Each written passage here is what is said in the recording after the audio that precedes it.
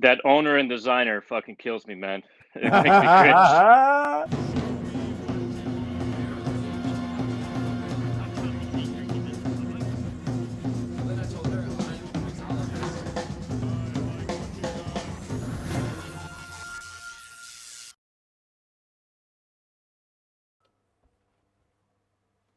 Hello, everybody, and welcome back to the Dean Callan Show. Today, I have a very special guest in Steve Schneider, all the way from New York.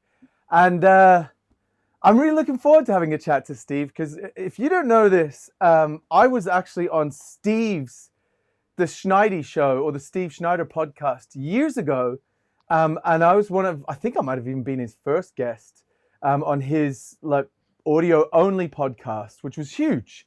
And it was big for me because I think it introduced me to loads of people that I didn't really know before that. And I said on his show that I wanted to do the same thing, but like with video, because I'm into cameras. I've always been a camera geek. It's a long story, but I buy loads of cameras and I never do anything with them. And then, yeah, here we are. So Steve is kind of part of the inspiration for this show. Steve and Marco, without those two, probably wouldn't have happened. So Steve, bam, how you doing, brother? Very, very well, thank you. You good? And yes, you were the first guest ever on my podcast. When I'm That's so good. I need a guest that I could shoot the shit with and vibe with, and somebody that's gonna come with some interesting stuff. And you're the first person that came to mind, you know. So of course, it was a complete honor to have you as my first guest ever on my podcast many years ago. Well, it was an honor And to be I'm on happy to be here. Yeah. Yeah. And I'm so happy that I made it onto season 2, episode 8, you know? So. Mate, you disappeared off Facebook for a while. And also, you'd be surprised. There was a lot of I want to be able to shoot the shit and relax a little bit. And actually, I'm not going to do any talking about technical issues because Marco's a very good friend of mine, and he helped me get the show off the ground at the beginning.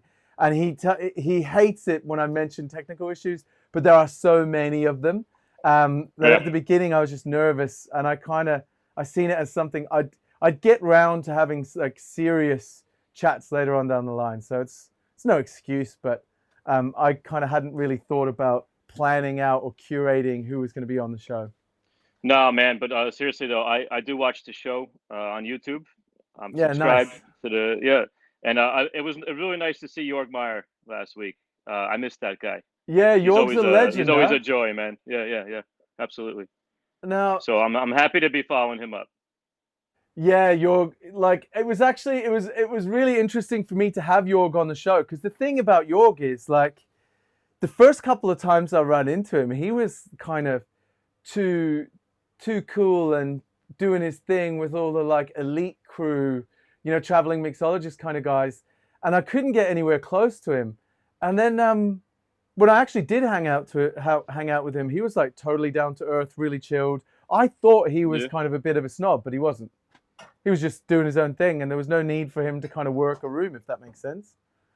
I love it. Yeah. You know, I'd taken it all the wrong way, I guess. So how are you, man? How's New York? I mentioned on the show kind of header that we're going to be talking about what it's like to own bars during 2020 and New York City, but I figure I have to pretend I'm planning something so people feel like we've got organized questions. Like when I had Dale DeGroff on the show, and I felt like I had to send him a list of questions, because otherwise he might ask for them right ahead of the show. But he was pretty chilled, actually. Yeah, so how is it? He's great. We can talk. New York's all right, man. It just snowed a lot yesterday. Hold on, let me just throw some tobacco in here. Let me relax a little bit. New York's okay, man. We just had a massive snowstorm, and the governor shut down indoor drinking and dining as of Monday, just a few days ago. Yeah, so, London's been more or less shut down as well, man. They've got tier 3 restrictions, which means that bars and restaurants have to close. But oddly, you're not allowed to sit 2 meters away from someone and eat dinner or have a drink, and then when you get up, put a mask on to move around the room, but you're allowed to go to the gym without a mask. It's weird, man. It's weird, dude. We can question this shit all we want, but it's weird. For me, I got no problem closing up shop. If we gotta do what we gotta do. I just wish they'd give some kind of, real relief. And I know Yeah. there's a lot of federal, state. There's so much, and I don't know, man. I just I wake up, I go, all right, what's going on today? Well, yeah. What's the Are version we of the uh, are, story are we still today? wearing a mask? We're still wearing a mask. The thing's still going on. Okay, let's wait it out, brother. When this whole thing happened, I pretty much crawled into a hole, Really? and yeah, I pretty much crawled into a hole when they said, we can't be near each other. I'm involved in high volume places, man. So Yeah. I'm not needed right now. So I crawled into a hole and I just kind of waited it out, and that's what I'm doing right now. Yeah. I'm like a I'm Speaking of like a gyms, have snake. you been going to the gym? Like it looks like you've been exercising to kind of keep your Yeah, head straight, right?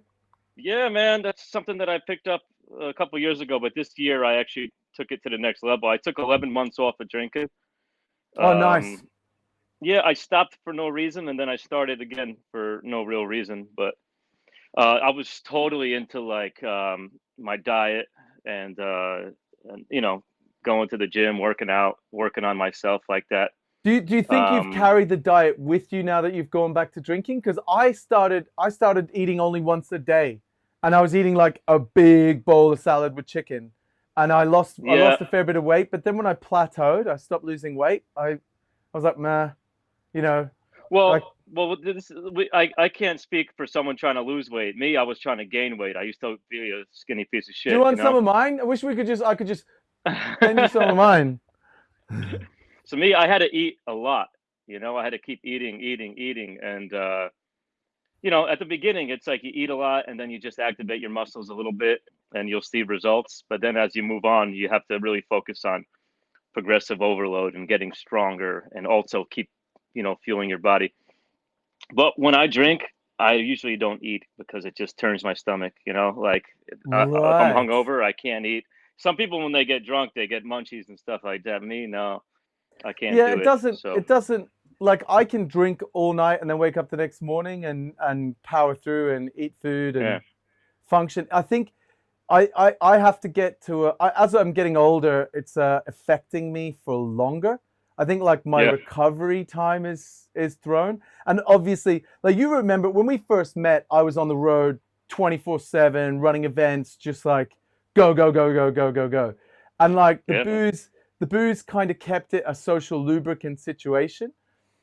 But since I've stopped and I've calmed down and I've got a son, I'm way more interested in my fitness.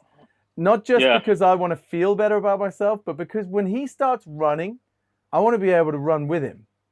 You No, know, like 100%. I feel you, man. yeah. And I was at For 109 kilos, which I don't know how much that is in pounds, but it's a lot of pounds. It's like Yeah, that's a lot of pounds. I don't know 240. either, but yeah, yeah, yeah. We're It's like getting into like a 240 or deuce, so a, a pounds. deuce, a deuce, deuce and a half. Yeah, Like, yeah. all right, if there's someone watching, Diogo, can you do me a favor? Can you Google how much 109 kilograms is in pounds, right? Yeah, okay, Karen's on as well. Someone can Google that. So I've got a couple of hellos there for you, Steve. If you look there, we can add it to broadcast. Do you see this? You seen that? No, Bam. I don't see anything. Mito. But Mito sending his love from Paris. oh, oh, how's he doing? Got Nice. Jeremy Tan on the line as Oh, well. okay, I see it there. Yeah, Jeremy's there. He's a dude, man. Karen, Mitch. But And dude, going back. Mitch basically said it's a heavyweight. Um, yeah. So I got down. But I got for me though, Dean, for me, man, like when it comes to health and all that stuff, man, what really took me over the edge and really allowed me to really get healthy and strong was the laying off the drugs, man. The yeah, drugs is what really fucked me up. And yeah, when I moved to Singapore, obviously there's no drugs there, man. I used to go fuck. I used to burn the candle at both ends, man. yeah, And uh, out until 5, 6 o'clock in the morning, shoving shit up your nose that shouldn't be there. You know what I mean? That should have ruined your life, and I've seen it ruin a lot of my friends' lives, and yeah. some of them never woke up. So So so that was a so real slap in the face. I Singapore needed to make helped. a change. Hell yeah, Yeah. Well, it helped. It helped get me off. I mean, I never really had an addiction problem, but it helped just change my lifestyle around a bit, and beautiful weather, and all that stuff. Like Singapore, it's really easy to be healthy, The but weather in Singapore, as much as I love the weather, like the humidity kills me. My you get used to blood it, is too thick. I sweat every single time I'm there. You see me there. I'm like wearing dry fit Yeah. shirts, 2 sizes too big, and basketball shorts the whole time. It's all It's good, yeah, it's but but yeah, what can you do, you know? Um, yeah, Man, well, it's good to see that like you're doing well, you know, like you in it's really funny because on social media I have like you were so big on social media at one point that like every time I signed into Facebook or whatever to see what was going on in the world within my little Facebook group, it was like you'd done something cool on Facebook, and I was like, Steve Schneider is a genius.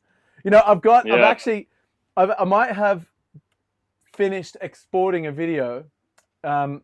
It's taken quite a while to export. Let me see if it's worked. I'm gonna try to play it. Do you remember like when they basically weren't picking you to enter into world class back in the day? You know what I'm talking about, right? Oh my God. I knew it. I knew something was gonna happen here sometime soon. Well, I absolutely adored your old videos. Now, I don't know if I can get it to work. I don't know if I'm going to be able to. Where are we?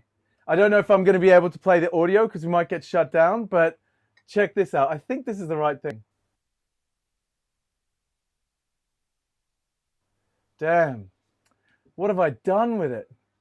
It does. Oh, actually, Steve, can you explain to me something new? Yeah, are you? Let me know if you get audio on this. Actually,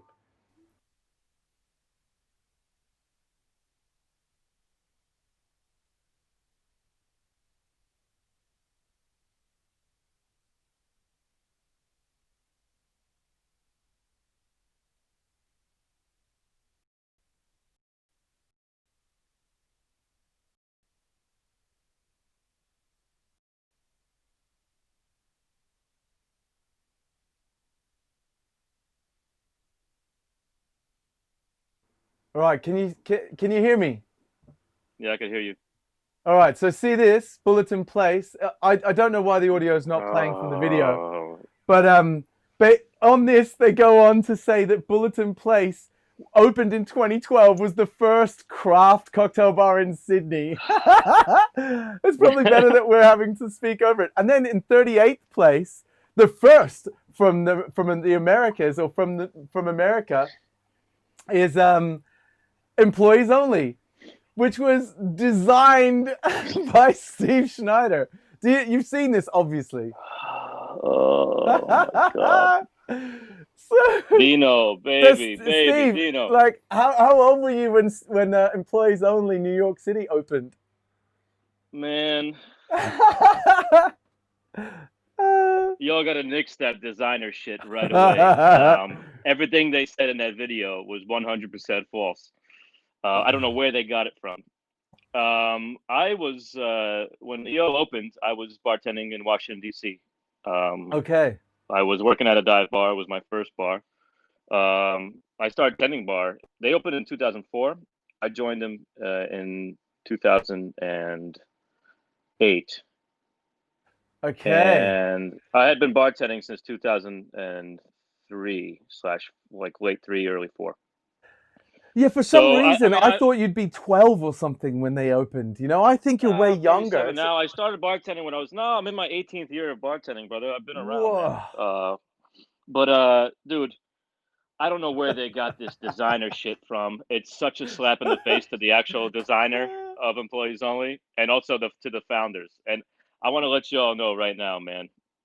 I had nothing to do with any of that shit. In fact, when they sent me the thing, I filled it out, right? I filled out everything. I did not put my name on it once. I put the bar manager's name on it. I put the founders' names. I put the general manager. I intentionally left my name off that thing. Yeah. And then I see this shit. It's like designed by Steve Schneider and Schneider's signature style. It's like, man, But what a fucking you know what I think? I wouldn't be surprised if the person curating the list was like based in Asia and got it mixed up with like thought you were the one that came in and designed the signature style for employees only Singapore. You know what I mean? Like, yeah. But if you're gonna be legitimate, you gotta vet your shit, man. You know what I oh mean? yeah, Like, yeah, and also saying dude, Bullets in Place was the very first craft cocktail bar. You know, bars existed in Australia before Tim Phillips won Diageo World Class, right? But suddenly Australia was put on the map because he won World Class. That's hilarious. bro, that's fucking. Oh my god, man. It was one of the most embarrassing moments I've had in recent memory, and I don't get embarrassed quite often. Um, I and like they mentioned my name twice in like 14 seconds. Yeah, You know, I was like, it's because you're so that recognizable. was, but that wasn't the first time I had a run in with this group. You know, like even like during shutdown, that we were all gonna do charities and this and that, and I submitted to do the charity, this and that, and they're excited, and then they launched a little online booklet and they left me out. So I was Oh, like, "Hey, man, what's going on with that?" You know, like we did it, yeah. we prepped for this, we're putting ourselves up, we're trying to make it like everybody else. So now I left us out, and even before that, they asked me for some kind of quote too, and I gave the quote, and then they posted on Instagram. Like there was 7 people that provided quotes and stuff for this article, and they only gave 6 pictures on IG, and they left out your boy again. I was like, Oh, so I hit them up again. I was like, "What are you all doing?" I'm always very respectful. I was a little bit yeah. stern and a little bit frustrated. You could tell my tone, but I was like, "Listen, we've been in this list every year. Like hit me up if you need something. But like if I'm gonna give some time to you, reciprocate just a little bit. Yeah, yeah. But I stopped caring about that kind of stuff years ago. I stopped. Once I started. Once I made that leap into like being a partner in bars and ownership and then investment and stuff, all that other stuff is just is fluff and it's nice. Don't get me wrong, it's Yeah. nice, very nice. But I don't make that the sole purpose of my existence in the bar world anymore. I'm just Well, doing my thing, babe. when you've got people that that are relying on you to keep the business afloat so that they can pay their rent, it must be a bit of a step change from being just a bartender in a bar, right? Yeah, yeah, and another thing, it's like there's a lot of awards out there, and they come every year, and I'm happy for everybody. But it's like I feel bad for like the kids like out in Singapore or something who are working their asses off, and like they want to be on these lists, and I clearly don't care, you know. Yeah, Um, and I feel bad because I want them to be happy. I want them to feel like they did something, like it feels good to get a pat on the back from your peers, you know. yeah. But I personally don't. I don't make it my number one goal. For me, it's a nice extracurricular, nod. It's not my sole existence for There's running bars, also you also have to play the game. There's a game involved there. You know, one of the And I things, don't play the game, Dino. man. Next time you come to London, yeah. Well, next time you come to London, right? And I'm hoping that you Yeah. come to London sometime soon. I'm as soon as everything's gone back to normal and I'm able to travel, I'm definitely coming over to New Jersey because I've never been to New Jersey. So I'm and Oh yeah, you got to come to my restaurant, brother. and Karen is yeah. So Karen's saying Steve's accent is making me miss New Jersey so much right now this morning. And Karen, another Jersey person, and also an avid pro wrestling fan. Karen always had my utmost respect because of that. yeah. And she's come back and said I heard he designed, Steve designed Dean's cabin as well, right? Yeah, yeah, I'm designing everything. Yeah, Man, the yeah, cabin's changed quite a bit since the last time you were here. It's now a full-on studio and everything. Like, nice, I've gone to town on the nice. cameras. I've got so many cameras. But before we carry on, right? Because I'm conscious that we've Yeah. already been 20 minutes. I want you to teach me a drink, right? So if you could run me through how to make, one of your favorite or something you think I might like of a employees only drink, that'd be great. Yeah. Manhattan cocktail, 100%. It's the first drink on the menu there in both, New York and in Singapore. Okay. And The employees yeah, only Manhattan. yeah, the Manhattan cocktail. It's called. It's supposed to be our take on the Manhattan cocktail written by Jerry Thomas way back in the day. It was actually more of a vermouth cocktail, Okay. kind of the precursor to the modern day Manhattan. So I've got cocky. Yep, Coki's great. And what else am I putting in it? Let's see. We like to use Rittenhouse rye, any 100 proof rye, I really do. But Rittenhouse is just what we've been using since day one. I don't have Rittenhouse, but I've got Willet, and it's 110 proof, if that's all right. All right, that'll do. Yeah, let's do that. Yeah. And some orange curacao, but Grand Marnier is our go-to. And this is Grand Marnier Centenario blend okay? Look at you! Look at you flexing. Nice. Man, it's the cabin. I go through. I kind of. It's all fancy booze, really. Like. Yeah. I was about to be like, it's all fancy booze, drink. And I looked down at my speed rail. I was going to pull up something not fancy, and I realized that that's kind of negative, right? Who wants to be negative? Yeah, it's like let's say we're making a Bellini or something. It's like I don't have Prosecco, but I have this Dom Perignon here. Actually, yeah. Angostura bitters. Angostura bitters. And all right, rock and roll, man. Brother. Yeah. All right, I'm gonna take the tops off these because I know you're not big on speed pourers, right? Well, I am big on speed pours, man. Are you? That's my thing. So how am I measuring this with a jigger? Or are you gonna instruct me through the camera as to how much to pour? Oh yeah, well let's free pour it. Fuck it, right? You ready? Tell me the measurements and we'll see how we do. All right, so let's talk. It's an ounce and 3/4 of vermouth, right? Start with the vermouth, ounce and 3/4. An ounce and 3/4 of vermouth. Yeah, man, we make big drinks, baby. But an ounce and 3/4. Let's for the milliliter people. Let's just go 50. Well, an ounce and 3/4 is 55 or 52.5. Yeah. But do you have what would you use? What would you use in London? Would you go just 50? Because you would alter the recipe a little bit though in London, right? Well, no. Well, I do 2-1-2. So I do 2 parts rye, 1 part vermouth, and 2 dashes of Angostura bitters because I heard on the grapevine that 2-1-2 was the area code for Manhattan. Yeah, that's real clever. Right, so I'm gonna get the biggest martini glass I've got. Wait, you can choose, right? I've got a retro style Libby Coupe or giant. Let's go retro style Libby Coupe because I want you spilling in that V-shaped glass there. Okay. All right. So our recipe, ounce and 3/4 of the vermouth, man. But you got the rye, right? So ounce and 3/4 vermouth. So then it's an ounce and a half of the overproof rye. So whatever you just did, do it again, and just a little bit more, right? All right.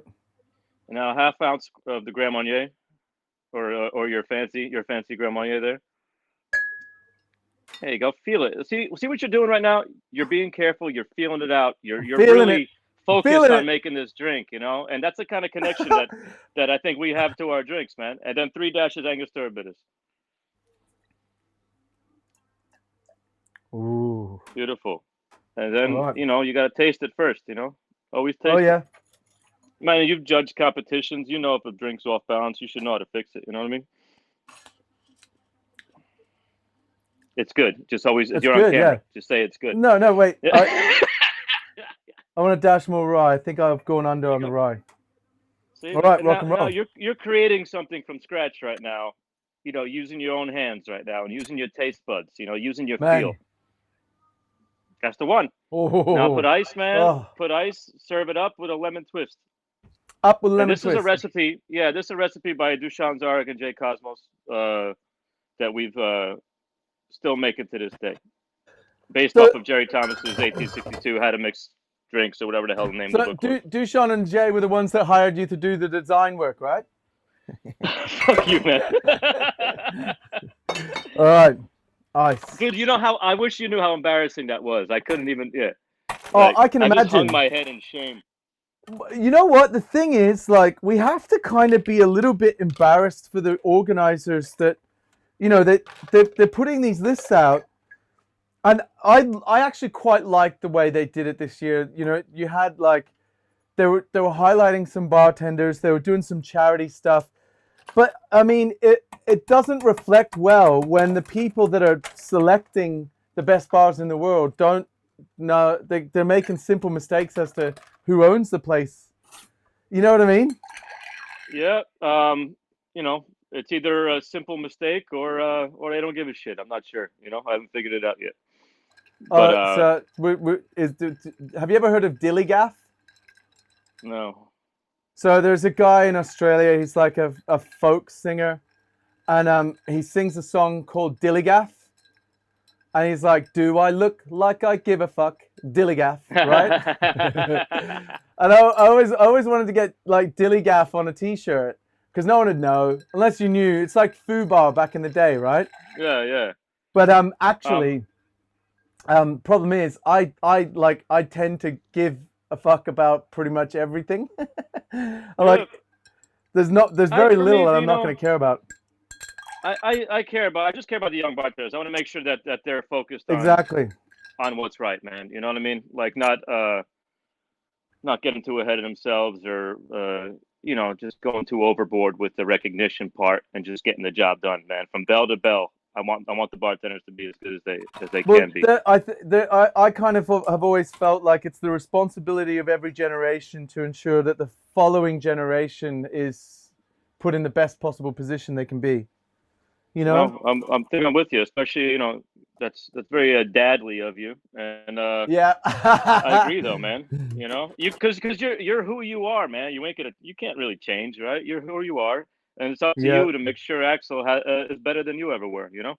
Yay! And there's still a 1 centimeter window. Happy days. I told you. I got you, man. Look at that. We can just do it by feels, and it still works out perfectly fine. Yeah, Right. dude. And when you have a pour spout on it, you're feeling the liquid leave the bottle, brother. You know, it's a whole sensory thing. That's Well, how we make I like drinks, to and pour with a I pour can't spout. quite explain it. Yeah, I can't quite explain it. Like, I think Tobin Ellis, who's a great free pour advocate, he has this Man, something that some saying. He goes like this. He goes, I can't teach you in a book how to like hit a golf ball. You know, it's something that you're gonna have to actually, you know, feel. do and Yeah. mess up and learn, you know, and feel it out. You know, it's like, I think Well, you said golf ball. You might have said free throw. I'm not sure, one or the other, but you get the point. Man, it's delicious. So it's well balanced. You know, the overproof rye and the Grand EO Marnier, Manhattan. they really help with all the vermouth. You know, especially now that, you know, in this new age of bartending, it's like vermouth tends to be really fresh now. You know, so fresh and cool from the fridge. You know what I mean? So Yeah, it's just exactly. really well balanced. I keep mine in the fridge, but I probably don't really need to. Like, I've slowed down my drinking quite a bit, but Yeah. it used to be the case that I was bending over to the fridge so often that I might as well have left it out. You know, it was gone before I could have possibly oxidized. Right. Nice. So I've asked Mitch a question today, right? So you know Mitch's Minute. Yeah, This is it's one of my favorite segments. I'm trying to keep Mitch's Minute until later in the video because people really just tune in to watch Mitch's Minute. And originally, I was going to release just Mitch's Minutes on Instagram, but then people wouldn't watch this, right? Right. Oh, well, apart from obviously when I've got guests like yourself on. Yeah, fuck me, right? Fuck me, right? You know, okay. I'm just kidding. Right, Mitch's Minute. So you got a minute break. I've asked him, do you remember the first time you met Steve Schneider? All right, I just smoked some.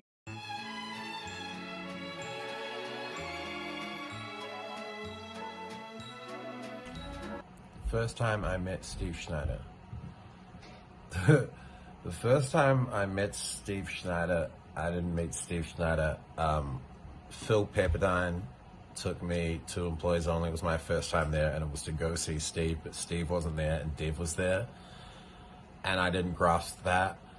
So now the first time every time I think Steve Schneider is Dev, which is kind of hilarious. The first time I actually met him, I don't even know. But did you see that Instagram photo of Steve Schneider?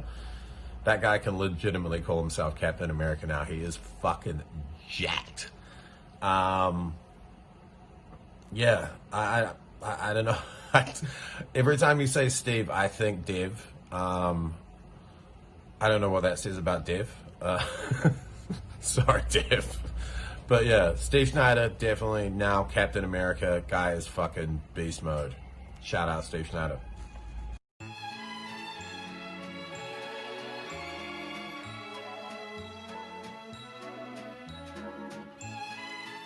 All right, and we're back. You got audio for that, right? Yeah. Awesome. I'm not surprised at all, to be honest. One time, man, I did this this news thing for some French TV, and I did the whole interview, and then it was on some French news thing about New York bars, and then there's my Yeah. face talking, and on the bottom, Deb Johnson, employees only. That's so good. Do you still get to see much of Dev? Yeah, I saw him the other day. Oh, cool. Yeah, I miss him, I saw him man. the other day. He's doing well, and we're in a group chat with with some of our most trusted friends and stuff. We fuck around, make fun of Yeah, each other. cool. So yeah, he's in there. Sometimes I'll see him. Sometimes we'll play some Call of Duty as well. We'll go to Verdansk together.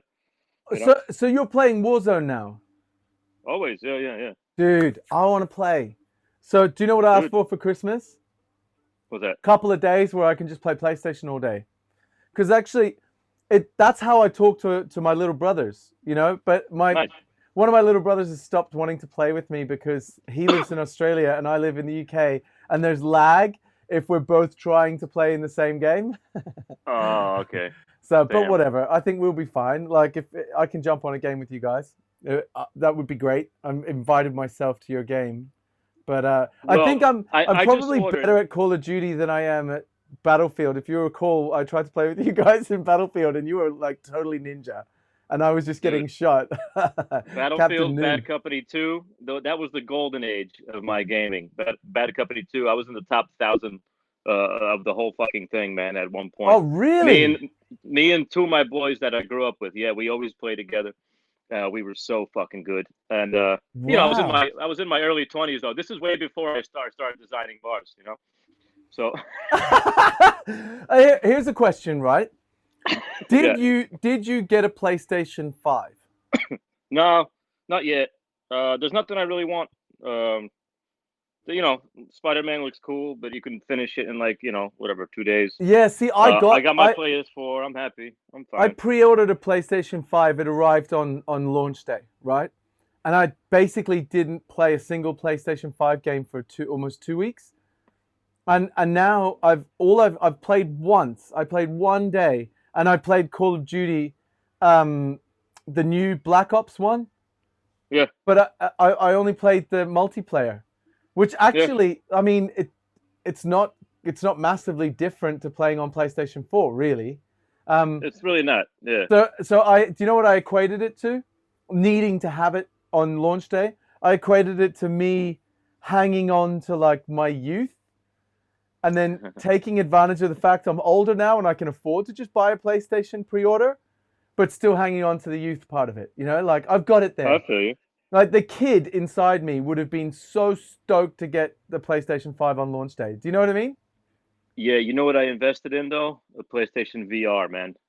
Yeah, I've got that. That shit is fun. That shit is fun, man. I got the damn Star Wars, Squadrons? You're flying in space, brother.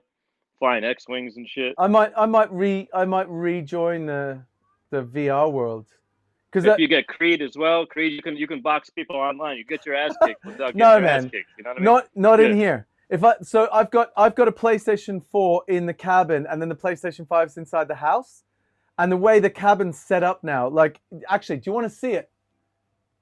I've got a new Dean cam, right? So check this out. Is that Manhattan almost done, bro? Did you smash that thing What already? do you mean? What's wrong? You're a beast, brother. I love it. Why? Was I supposed to drink it already? No, man. You're doing well. You're smashing that thing down. Okay, check this out. Right. So I'm a geek for gadgets. Always look at that thing. Whoa. Ooh. So this is the I new know, man. C70. Like it's Canon's new cinema camera. It can shoot 4K 120 frames per second, 2K 180 frames per second. It shoots up to 60p dual gain output, full all eye, 422 10-bit, which means probably nothing to loads of people. But if someone watching is a camera geek, they're like, wow, right? And this is what I'm using it for. You ready? Whoa, look at that thing. Right. Look at this So place, so man. this is what I see. That's the corner. There's the Guinness tap, and then there's like the book start here. You got lights and stuff. There's a library here. There's a beer fridge there. The door leading out into the rest of the world is just here, and then you've got like all my booze gadgets here and stuff like that. But then look at this. So obviously these screens would have That's different cool. things on them, but because I'm currently you can see all the camera angles from the different cameras. This is the audio setup. So Mitch's minute, I usually use that minute to reset the audio to make sure it's all syncing. And then that's my switcher, little audio panel. And then these are all the buttons. So when I press this one, for example, goes back to there, and we're back. Nice, man. Right? This is great for people that are watching your show and that are, like regulars of yours. I mean, it's like, how fun is it to like explore other things, right? But still do like involved in the whole drinking scene, like Yeah. involved in bars, getting to make drinks, but also getting to do some other cool shit, Yeah, it's like a to lot of have it all linked together. For me, it's doing a my podcast was the same thing, man. It was fun to learn how to edit and how to do all this shit myself. It was one of the most fun forms of, I guess, a internal therapy. it's a creative outlet, Yeah, but outside of the creative outlet that you're paid for. yeah, That's what I love about, like, I do drinks consultancy, but I love having people sat at this bar because I can just make them drinks and they're not paying for them. So I mean, how unhappy can you be with a free drink that's kind of off balance, right? Anyway, Now, that's look, really cool, man. That's really cool that you're that you're keeping your mind stimulated and keeping everything yeah, fresh, but man. still doing what you love at the end of the day. Yeah, if I ever had, yeah, I need to keep my mind going all the time. Otherwise, I'll explode, I think. Yeah, you're hyper like me, man. Yeah, exactly. Well, look, thank you for coming on to the show, man. If I would love to say if anyone has any questions, but I don't know how you might feel about fielding questions from people. 'Cause to me, it Yeah, feels. whatever. I used to see you all the time, but to me, it feels like I've been missing out on my Steve time. So kind of want to Yeah, I hang miss you, on man. to it. But yeah, thanks for coming on to the show, brother. And I'm gonna try one more time to play the video that I love so much of yours. Let me just see if it works.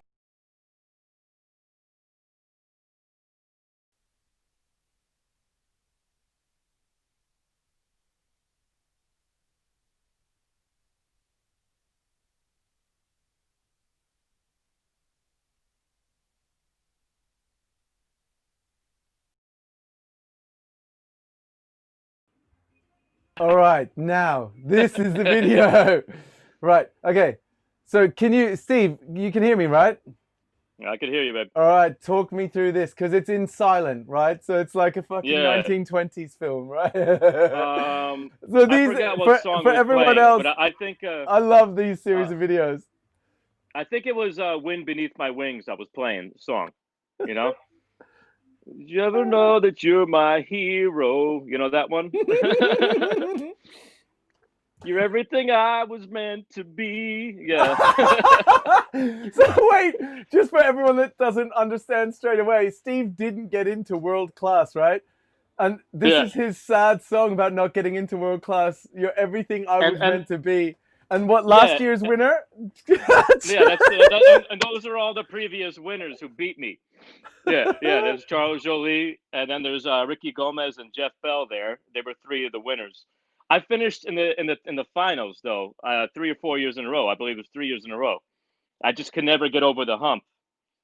But the hump is like what Diageo perceives to be the bartender that they want representing them for a year. Oh, 100%, and I was not that at all.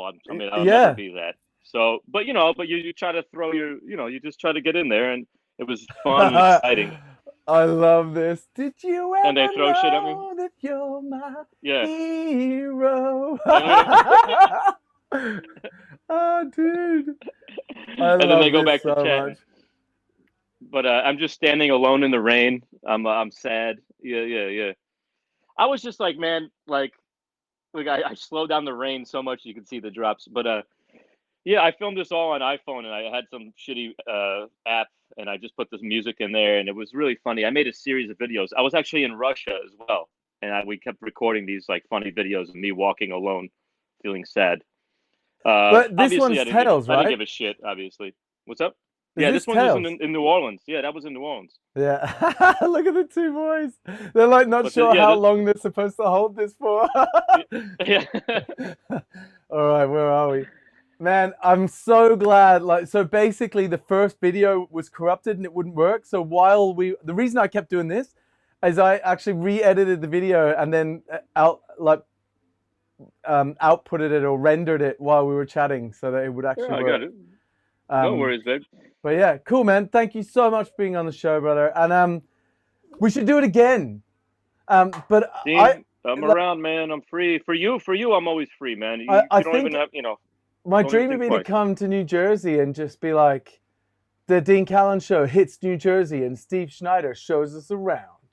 Like, what's New Jersey all about? Because surely, like, New Jersey must be busy, right? Yeah. Well, not right now, but the normally. restaurant. I mean, my restaurant's crushing it. Yeah, we're doing great. The chef owner Travis, he's been fucking smashing it all throughout this pandemic. I'm really proud of him. The restaurant does great. We're open every day. We're doing our thing. We still have indoor dining in Jersey, but who knows when that's gonna last. And now that and we have a lot of outdoor seating there, just because that's the way the place was. But as the weather's getting colder, like it was -2 yesterday. It's hard even with the heaters out there. It's still, quite chilly. But we got enough in the tank. We'll be good. I'm proud of the staff, and I'm proud of my partner, especially Travis. He's the main owner of that place. And yeah, but how many places? That bar was designed in 1895. I had nothing to do with that one. Wow! If they say you designed that bar, it basically makes you immortal. You are Captain America, but like even before the serum was invented. Dude. How the hell are you gonna say I designed the bar? Why say design? It's a complete it's wrong, 100% wrong. It's embarrassing. I don't get the design thing either. But so how many places are you involved in? Before we sign off, how many places are you involved in? I'm either a partner, a shareholder, or investor in 6 different places. Wow. In 4 countries. And they're I'm all used to still traveling going? a lot, man. What's up? They're all still going? As of now, yes, we're still in business. One of them, is going to be harder to reopen. Yeah. Just because of everything here. Yeah, it's going to be a real uphill battle. But we still have the name and we still got the license, so we're just waiting it out. Again, for me, just I don't know. I want to maintain this this high volume persona. Like when it comes to high volume, that's my shit. I don't want to. I don't want to steer away from too much of what I do best. So I'm just gonna wait. There will be a demand someday for me. Well, as of now, man, I'm just gonna kind of enjoy my downtime and wait. If you ever want to open in London, I like high volume. Hell yeah! Like we've always talked about stuff like this too, Dean. I'd love to do that. I'm a high volume bartender. I like the whole huge amounts of people in front of me and then being like, "Who wants a drink? Who wants a gin and tonic?" It's about commanding a room. I miss just commanding a room, brother. That's what I mean. Yeah. Like I used to. I remember one time in Shanghai, I walked into a bar and I guess like the times would have changed hugely, but there was a bar that was like the busiest place ever, and it was in like the French Quarter in Shanghai, right? And I walked in there and it was hard to get in. It was the Velvet Room. Did you ever hear of the Velvet Room? No. Impossible to get into. The girl that ran it was Filipino. She was fucking amazing. So good at what she did. And I walked in and this bar was like that wide, come up. There was an island bar at the end and it went like this. And basically you had a deep station here and then people all the way around 5 deep. And she was getting swamped. The staff hadn't turned up, whatever it was going on. And I rolled in, I was a brand ambassador, and she said, Dean, I'll give you free drinks all night if you jump behind the bar. And I was like, fuck it, whatever, okay. And you know what China would have been different for you, but in my day, like you definitely had tonic water and you definitely had gin, and you definitely had a few things, but anything else like fresh citrus and stuff you'd run out of, right? So yeah. Instead of doing any of the menu, I just shouted out to everyone like, who wants a gin and tonic? You know, I seen what I had, and a couple of people put their hands up, and I'm like, who wants a drink right now? And then everyone put their hands up, and I was like, so I will ask one more time, who wants a gin and tonic? And everyone put their hands up, and I just made everyone gin and tonic. And after that, I started making them whatever they wanted, but I had everyone a drink in their hands. And that's honestly, the most important part. Yeah. I felt so good in that moment. Even though I was just making a gin and tonic, it wasn't about what I was making. It was about how I was commanding the room and how I was putting everyone at ease. They knew they were getting something, you know? Yep. Yeah. And what I love about high volume too is that there's just hordes. They keep coming, and your job isn't to get rid of them; it's to push them back a little bit. Like you ever play Space Invaders? You know, like the little. Yeah, where the waves keep coming. You just gotta keep blocking them out. Yeah. You give one a menu. You give one some water. You take a food order here. You have a couple more orders in your head. You give this person a drink. You're just always kind of like keeping your brain stimulated. It's managing expectations under pressure. That's what I love about Absolutely. it. Yeah. Absolutely. Anyway, for sure. Thanks for being on the show, you know, man. This is motivating me. I might bring back my podcast, man. Maybe you might what? Maybe next year. Maybe I'll bring back the podcast next year. Do it. You need to do it. I gotta keep myself stimulated. Or we could like meet up in the middle and turn up at a couple of like international shows and do the Dean Callan show and the Steve Schneider podcast at the same time. Like, I love that. Just rock up and you do audio, I'll do video. Let's do it. Let's do it, man. Get some sponsorship. Brother. Anyway, I don't want to hang up. It's always a pleasure talking to you. Neither do I, man. You hang up first. It's always an absolute pleasure, brother, talking to you. And best of luck with everything, man. And cheers, if you ever man. need anything, I'll be first online, brother. Like, well, I can't wait for you to meet Axel. You know, dude. So you know my son's full name. No. So get this right. One of his grandfather. So my dad's name is Derek, and his mum's. So Electra's dad's, one of his names is Carlo, right? So his first name was taken. But that means that my name is Dean James Peter Callan, and James and Peter are my two grandparents, right? So I did the same with Axel. He's the firstborn, put the two grandparents' name in. But his name is Axel Carlo Derek Callan. Nice. AC/DC. Nice. I love it. It's so good. Anyway, I was named after Steve McQueen. That's amazing. The actor back in the day, the fucking king of cool. I'd like to say the same, but I'd like to say I was James Dean, but I think it might have been more Dean Martin, because my mum's dad was a jazz musician, so it would make more sense it was Dean Martin. But sounds good. Who knows? You know. Anyway. Well, I gotta go, man. Yeah, me too. I gotta hit this pen one more time, and I gotta go to the gym. What's in the pen? What's in the pen? All right, I'll speak to you later, man. I think you already know. I think everybody knows what's in the pen. Yeah. It also stimulates the brain, if you know what I mean. Is it CBD?